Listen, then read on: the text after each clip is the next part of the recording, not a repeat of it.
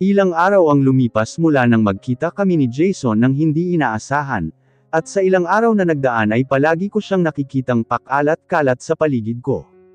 May isang araw na halos nakatambay silang dalawa ni Mayor sa palengke, kung saan malapit pa sa pwesto ko, at nang isang beses naman na umuwi ako galing sa paglalako ng mga kakanin, ay nakahinto ang sasakyan niya malapit lang din mismo sa bahay ko. Alam kong siya iyon dahil obvious naman na talagang nakabantay siya mula sa malayo sa mga anak ko. Hindi ko naman gustong iiwas sa kanya ang mga bata, hanggat maaari nga ay gusto ko siyang ipakilala na sa mga anak ko.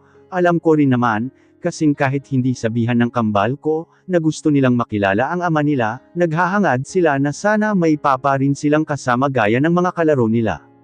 Nauunahan lang ako ng takot ko, na paano kung ilayo at kunin sa akin ni Jason ang mga anak ko oras na magkakilala sila, paano kung itago niya sa akin ang mga ito, dahil sa ginawa kong paglayo sa kanya ng 5 taon, at higit sa lahat na kinakatakot ko paano kung ipakilala niya sina Flynn at Felice kay Karel, at sabihin siya na ang magiging nanay ng mga anak ko. Ayokong mangyari iyon, kaya ayokong sabihin sa kanya ang totoo. Papasok pa lang ako sa pintuan ng bahay namin, nang matano ko na naman ang sasakyan ni Jason sa hindi kalayuan, malamang ay nakabantay na naman siya sa bahay namin. Ano bang akala niya itatakbo ko ang mga anak ko, at lalayo ulit sa kanya? Wala na akong dahilan para umalis at lumayo pa. Sa ginawa kong pag-alis at paglayo ng 5 taon mula sa mga kagaya nila, masasabi kong naayos ko na ang buhay ko, hindi man ako asensado gaya ng iba. Wala man akong maraming pera, at tanging simpleng tindera lang sa palengke ang kabuhayan, masasabi ko naman na masaya ang buhay ko, kontento ako, at higit sa lahat panatag ang puso ko, at dahil iyon sa mga anak ko. Pagpasok ko ng bahay tahimik na naglalaro ang mga anak ko, at buti na lang ay magkasundo silang dalawa. Mula nang mangyari yung nakaraan, hindi na ulit inasar ni Felice ang kuya niyang si Flynn, dahil alam niyang nag-promise siya sa akin na bati na sila laging magkapatid. Minabuti kong huwag na lang muna silang abalahin, at baka maistorbo ko pa ang paglalaro nila, baka mausag ko pa ang pagiging magkasundo nila. Lumabas na lang muna ulit ako, at kinuha ang cellphone na nasa bulsa. Naisip kong tawagan ulit si Shelo ngayong araw, baka sakaling sumagot na, pero gaya ng mga nakakaraan out of coverage ang pinsan ko. Gusto kong ipaalam sa kanya ang nangyari, pero ewan ba kung kailan gusto ko siyang makausap. Palagi namang busy ang linya niya, busy na naman siguro sa mga meetings niya. Anong ginagawa mo dito sa labas? Bakit hindi ka pa napasok? Seryosong tanong ng isang lalaki mula sa tabi ko. Shelo, sigaw ko dahil nagulat ako sa ginawa niyang pagsasalita. Yung gusto ko lang tawagan nandito na pala ngayon, agad-agad sa likuran ko. Kailan ka pa dumating? Pairap kong tanong sa kanya. Kanina pag-alis mo papuntang palengke, nandito na ako, walang buhay niyang sagot. Naupo siya sa katabi kong upuan, pero agad akong tumayo saka pumasok sa loob ng bahay. Lakas ng trip, alam niyang ayaw na ayaw ko ang nagugulat eh. Mga anak, nandito na si Mama, masaya kong sabi dahilan para lingunin nila ako. Mama, masigla nilang sabi sabay lapit sa akin. Mama, si Daddy Shelo po nagbantay samin, si Flynn. May pasalubong si Daddy Shelo na doll. Mama, si Felice. Naging good boy at good girl ba kayo sa kanya, habang wala ang mama? Tanong ko sa mga anak ko. Opo Mama, pinagluto niya din po kami ng paborito naming food, si Felice habang himas pa ang tiyan. Daddy Shelo, sigaw niya bigla nang makitang pumasok si Shelo, saka patakbong lumapit dito. Mama, pwede po ako tanong sayo? Malambing na tanong ni Flynn, habang nakakapit sa mga braso ko. Siyempre anak, ano yun? Nakangiti kong sagot sa kanya. Bakit po yung lalaki sa munisipyo kaparehas ng mukha ko? Inosenteng tanong ng anak ko na ikinagulat ko. Lagi ko po siya kita sa tapat ng bahay Mama, pero hindi naman po nalapit, inosenteng dugtong niya pa. Mama, siya ba ang papa namin ni Felice? Hindi pa man ako nakakasagot sa mga naunang sinabi ni Flynn, dahil hindi ko inaasahan na may mga ganoong bagay siyang naoobserbahan, at halos kumabog ang dibdib ko ng malakas, dahil lang sa tanong niya. Akmang sasagot na ako, nang maramdaman ko ang paglapit ni Shelo sa gawin namin mag-ina, bitbit si Felice. Big boy, do you want to go mall? Asal ni Shelo habang nasa akin ang mga tingin. Halos hindi ako makakibo sa naging tanong ng anak ko, alam kong matalino sila pero sa murang edad ni Flynn, napansin niya ang pagkakahawig kay Jason. Yes Daddy Shelo, buy me a toy car po ulit, masiglang tanong ng anak ko. Me din po Daddy Shelo buy me a new dress, masayang sabi din ni Feliz. Okay we'll go to the mall, bihis na kayo dali, asal ni Shelo. Laisha, tawag niya kay Laisha na kakalabas lang galing sa kwarto niya. Po kuya, antag ni Laisha. Magbihis ka aalis tayo kasama nila Flynn at Feliz, antag niya dito. Agad namang sumunod si Laisha, at nagpresentang siya na rin ang baalang mag-asikaso sa dalawa. Alam kong nandito si Jason sa paligid mo, hindi ko sinabi sa kanya kung nasaan ka, talagang tadhana na Emma ang nagtutulak na magkita na ulit kayong dalawa. I'll bring the kids to the mall. Alam kong marami kang gagawin, dahil bukas na ang piyesta dito at mag-uusap tayong dalawa pag-uwi namin, seryoso niyang sabi, habang nakatayo sa harapan ko at nakapamiwang. Hindi na lang ako kumibo, dahil wala akong makapang salita na pwede kong sabihin, hanggang sa nakaalis na lang sila, at naiwan akong mag-isa dito sa bahay. Magulo ang isip ko, pero kailangan kong mag-isip ng tama ng maayos, dahil hindi na tulad noon ang buhay ko, at hindi lang ito basta tungkol sa akin. Ginugol ko na lang ang oras ko sa pagluluto ng mga kakanin at leche flan, na mga order ni Mayor na bukas na kailangan, dahil bukas na ang piyesta dito sa lugar namin. Hindi ko na malayan ang paglipas ng oras, lubog na ang araw at halos madilim na pala sa labas, sobra atang nag-enjoy si Shelo sa paggala sa mga anak ko. Niligpit ko na lang muna ang mga pinaggamitan ko, saka nilinis ang kusina, at saktong pagtapos ko narinig ko na ang tunog ng sasakyan ni Shelo. Tulog na ang mga anak ko, bitbit ni Laisha si Feliz na agad kong kinuha, habang si Shelo naman ang may bitbit kay Flynn. Halatang napagod ang mga anak ko dahil parehas ng tulog na tulog. Mukhang pinagod ka ng mga pamangkin mo ah. Antag ko kay Shelo paglapag kay Flynn sa higaan. It's okay Emma masaya naman sila, sagot niya sabay labas ng kwarto. Ate may kailangan ka po ba? Tanong naman sa akin ni Laisha. Wala na ako nang bahala sa kanila. Magpahinga ka na alam kong napagod ka rin. Nag-enjoy ka ba? Tanong ko sa kanya. Kahit hindi ko kano-ano si Laisha, nakasanayan kong lagi siyang tinatanong tungkol sa mga bagay-bagay na nangyayari sa araw niya, bagay na hindi ko naranasan sa mga magulang ko. Oo ate ang daming pinamili sa akin ni Kuya Shelo, tumatanggi po ako pero nagagalit, kaya kinuha ko na po, masayang sagot niya. Mabuti kung ganon, siya nga pala may lakad ka ba bukas kasama ang mga kaibigan mo? Tanong ko, alam ko kasing walang klase ang mga estudyante para sa pagdiriwang ng piyesta. Ayon ate magpapaalam pa lang po sana ako, kung ayos lang na sumama ako sa mga kaklase ko, pero kung hindi ayos lang din po magalang niyang sagot. Ayos lang sa akin ako nang bahala sa magkambal, mag-enjoy ka na lang bukas. Sige na matulog ka na, antag ko sa kanya na ikinangiti niya palalo. Pinunasan ko muna ang katawan ng mga anak ko, saka sila dahan-daang binihisan ng pantulog na damit, at nang matapos ako magkasunod ko silang hinalikan dalawa, bago tuluyang lumabas ng kwarto.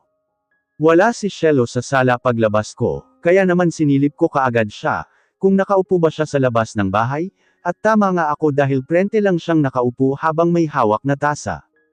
Tumabi ako sa kanya, pero hindi agad ako kumibo, tanda kong bago sila umalis kanina ay sinabi niyang mag-uusap kami.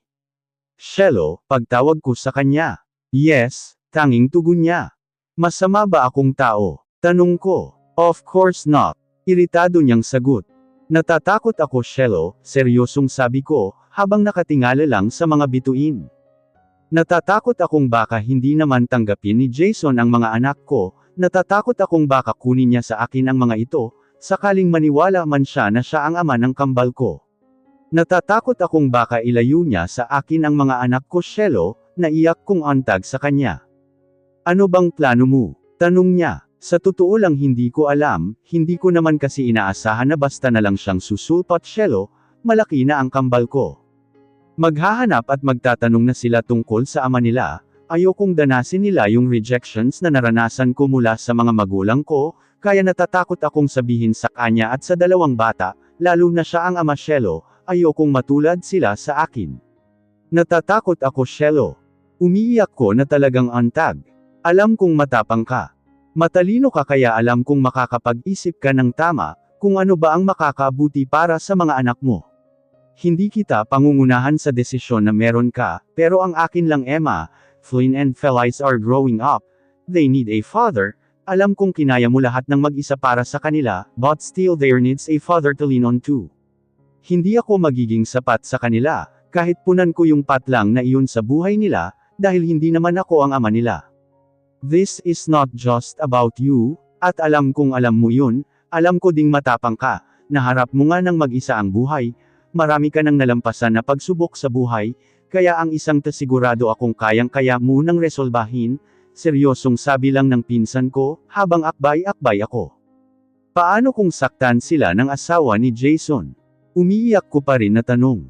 That won't be happening my dear cousin, sagot niya sabay simsim sa kape. Alam kong sa dami ng pinagdaanan mo sa buhay, lahat iyon ay para sa anak mo, whatever your decision is I will support you, pero isipin mo kung makakabuti ba ito sa mga anak mo Emma, saka isa pa isipin mo rin ang sarili mo, masyadong madaming nangyari sa'yo, kaya sigurado akong maliit na problema na lang ito sa'yo, antag ni Shelo. Wala ka bang pwedeng gawin para umalis siya dito, at lubayan na lang ako, lubayan na lang kami, tutal, kaibigan mo naman siya. Tanong ko habang nagpupunas ng luha.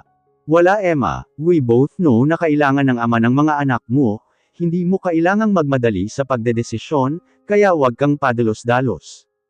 Ano ba yung mga sagot mo, hindi ko alam kung advice ba yan o babala Shelo.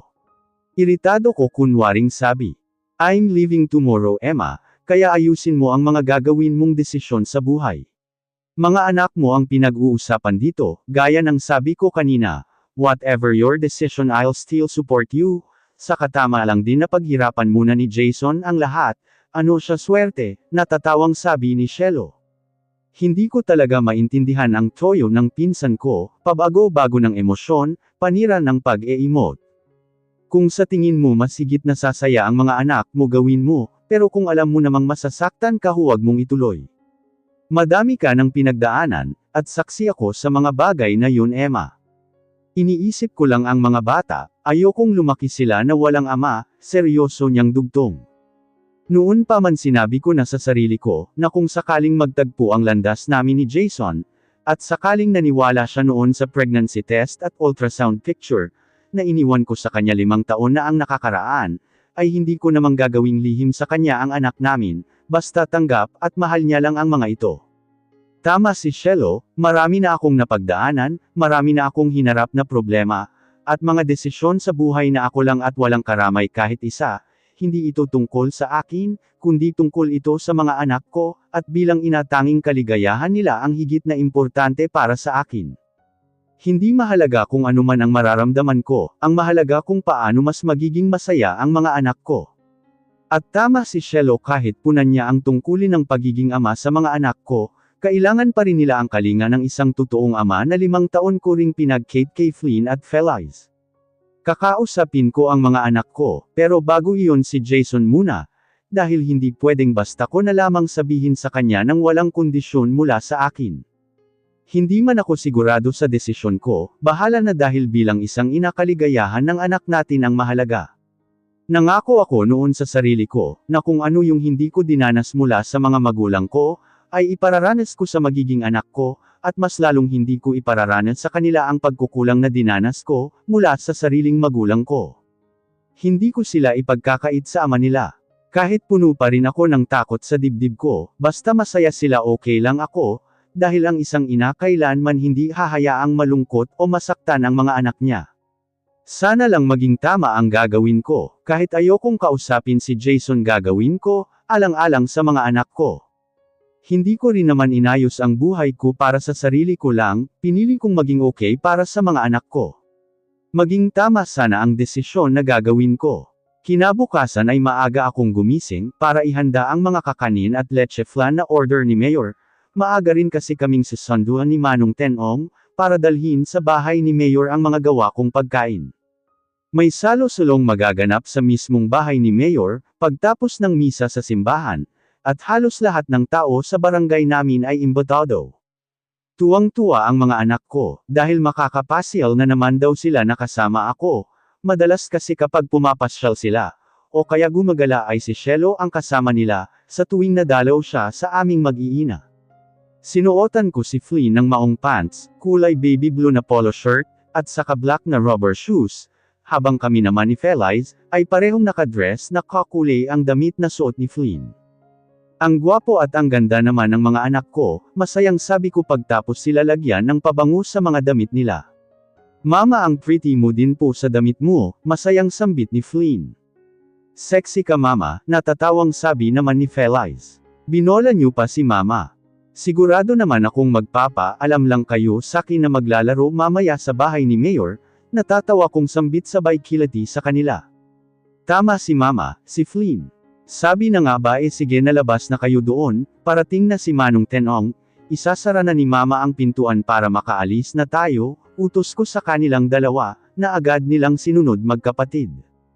Tumingin pa akong saglit sa salamin, bago sumunod sa mga anak ko, medyo naiilang kasi ako sa suot kong puff sleeve dress na hanggang tuhod. Hapit na hapit kasi sa buong katawan ko. Magmula ng manganak ako noon, ay pansin kong nag-iba na ang hugis ng katawan ko, lumaki ng bahagya ang balakang at hita ko, kaya naman sinisiguro kong maigi kung ayos ba ang suot ko, pinilit lang naman kasi ako ni Feliz na isuot ito, para daw parehas kaming dalawa, pinabili niya pangaraw ito sa daddy Shelo niya, dahil nagustuhan niya. Bilang nanay naman ginawa ko, dahil gusto ko laging masaya ang anak ko. Paglabas ko ng bahay saktong nandoon na si Manong Tenong, nakukuha at magdadala sa bahay ni Mayor ng mga gawa kong kakanin, dala niya ang pick-up na sasakyan ng alkalde, para sa mga iyon nang sa ganoon maayos naming madadala sa bahay ni Mayor ang mga pagkain. Pansin kong wala ang dalawang anak ko, kaya napakunot ang noo ko. Mang Tenong, andito na ho pala kayo, napansin niyo po ang mga anak ko. Salubong na kilay kong tanong sa kanya. Pinapasok ko na sa loob ng sasakyan Emma, sagot ng matanda, sabay bitbit sa huling dalawang bilaw ng biko. Napanatag ang loob ko na nasa loob na sila ng sasakyan, hindi ko lang din kasi talaga maiwasan na matakot, kapag biglaan silang nawawala sa paningin ko kapag ako ang kasama. Siniguro ko ang lock ng pintuan ng bahay namin, bago ako tuluyang lumapit sa sasakyan na dala ni Mang Tenong, at nang akmang sasakay na ako sa bandang likod, mabilis akong pinigil ni Mang Tenong. Sa harap ka na ako dito, para katabi ko ang makukulit na bata, nakangiti niyang sabi sabay sakay agad. Naguguluhan tuloy ako, bakit siya doon sasakay, habang ako ang nasa unahan, sino ang magmamaneho sa amin papunta sa bahay ni Mayor at sa simbahan. Binuksan ko na ang passenger seat, at ganoon na lang ang gulat ko, nang makita kong sino ang nasa driver seat. Si Jason na nakangiti pa sa akin, habang naka-shades, at mas nagulat pa ako lalo nang mapansin na kakulay ng suot niyang damit ang kulay ng suot naming mag-iina. Bakit siya nandito? Kinakabahan tuloy ako bigla, dahil naalala ko yung tanong ni Flynn sa akin kung ito ba ang papa nila. Mama, sakay na po, lapit na po yung misa, sabi ng anak kong si Flynn na umagaw ng atensyon ko. Mama, driver po pala ni Mayor si Sir. Inusenteng tanong naman ni Feliz.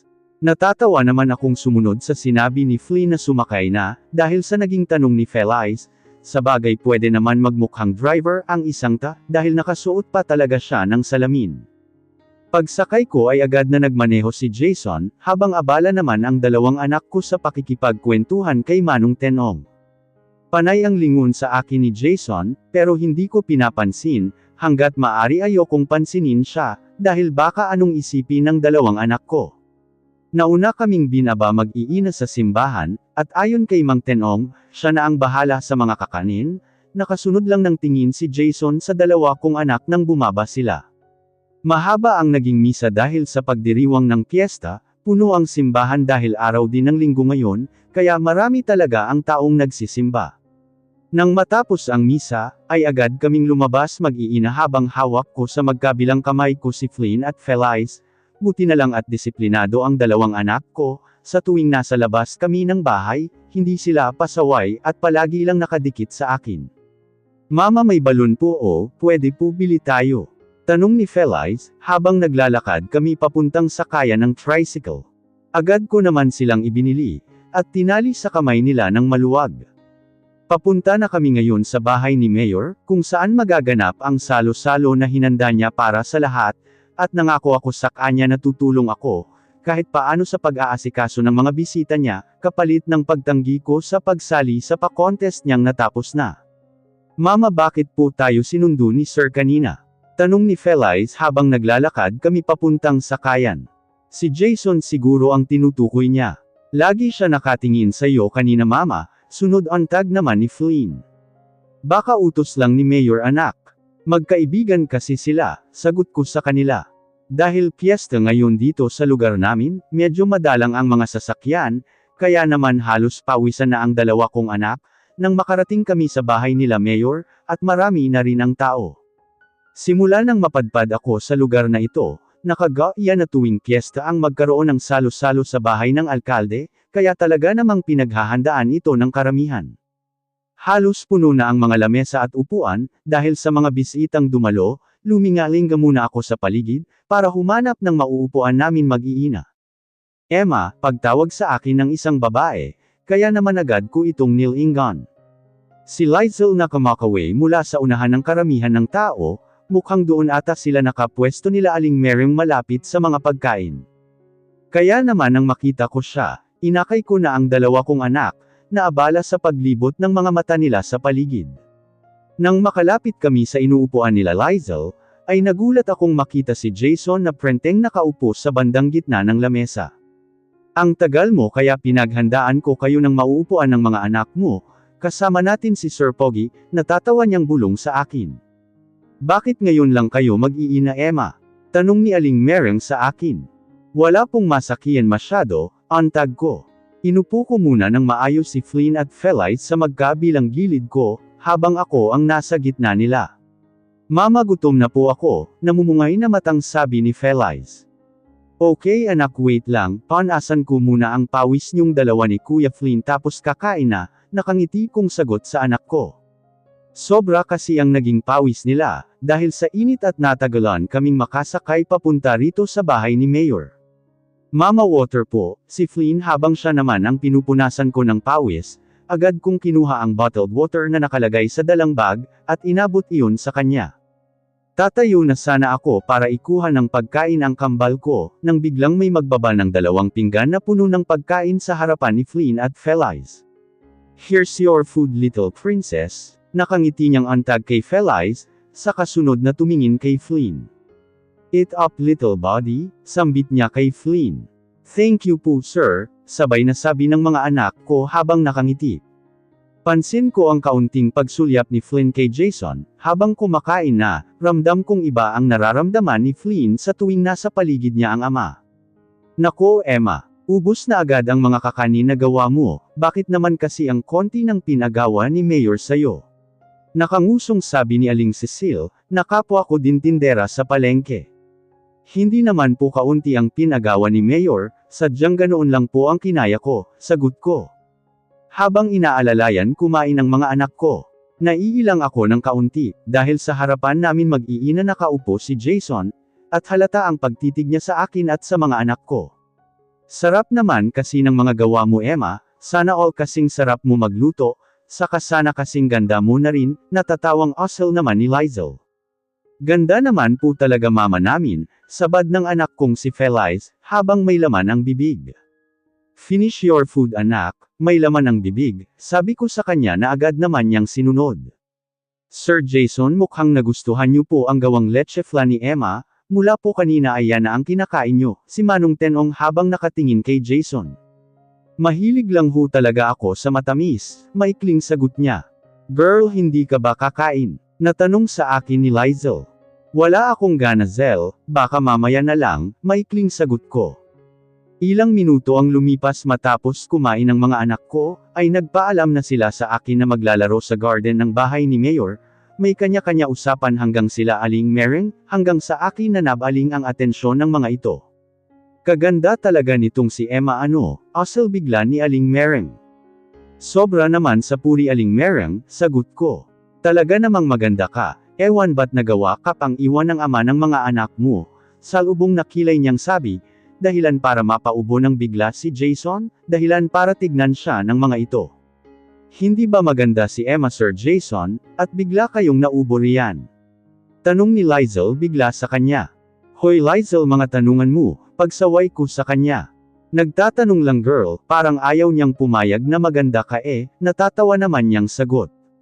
Ano nga sir, hindi ka nagagandahan kay Emma. Ewan nga bakit napadpad yan dito, naaga tuloy ang trono ko, inis na sabi kunwari ni Lizel. Maganda siya. Inside and out she's beautiful, walang emosyon niyang antag, habang direktang nakatingin sa mga mata ko, kaya naman agad akong umiwas ng tingin sa kanya. Maganda nga iniwan naman, natatawang sabi ni Lizel. Hindi ako iniwan, sadyang hindi lang ako mahal, sagot kong biglaan. Ay may hugot ka girl, matawag nga si Mayor nang malaman niyang marupok pala itong anak-anakan niya, si Lizel pa rin na gustong gusto ata akong inaasar ngayon. Lahat ng tao dito sa lugar namin ay alam na mabait sa akin si Mayor. Magmula nang magkakilala kami, sa tuwing may magtatanong kung bakit maganda ang troto ng matanda sa sakin, ay sinasabi kong malayong kamag-anak ko ito kaya ganoon. Yun lang ang naisip kong ay dahilan sa mga nagtatanong, dahil ayokong mag-isip sila ng hindi maganda, tungkol sa akin at sa matanda. Pansin kong unti-unting nagiging seryoso ang tingin sa akin ni Jason, marahil ay sa naging sagot ko sa sinabi ni Lizel kanina. Hindi ko naman sinasadyang masabi iyon, dahil kusa na lang iyong lumabas sa bibig ko. Mama, nagulat ako nang bigla na lang sumulpot sa harapan ko ang dalawang anak ko, habang magkaakay at mukhang malungkot. Anak, anong nangyari? Bakit malungkot kayong dalawa? Nag-aalalang tanong ko. Si Alex kasi mama, sabi po kaya wala kaming papa, dahil daw po bad kaming mga bata, naluluhang sabi ni Feliz. Sabi ko hindi naman kami bad. Talagang wala lang kaming papa kasi di niya kami kilala, simangot na sabi naman ni Flynn. Tila kinurot ng bigla ang puso ko, dahil kita ko ang lungkot sa mata ng mga anak ko. Hindi bad ang mga anak ko, saka di ba sabi ni mama kilala kayo ng papa nyo, sadyang busy lang siya, kasi nag-iipon ng pera para mapuntahan kayo. Huwag nang malungkot mga anak, sabi ko sabay halik sa pisngi nila.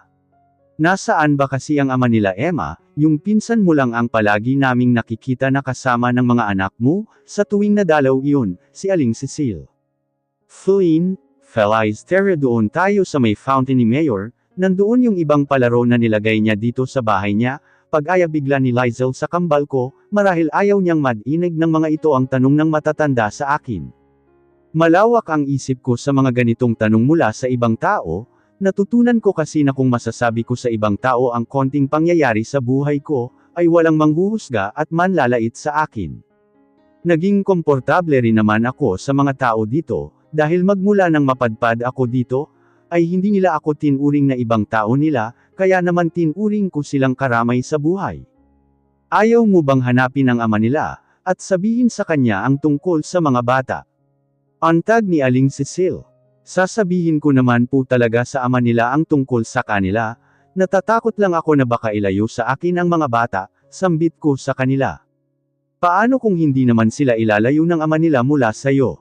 Kunot noong sabad ni Jason sa usapan namin. Sinaman ko lang siya ng tingin, kung makasabat naman siya sa usapan, akala kasali.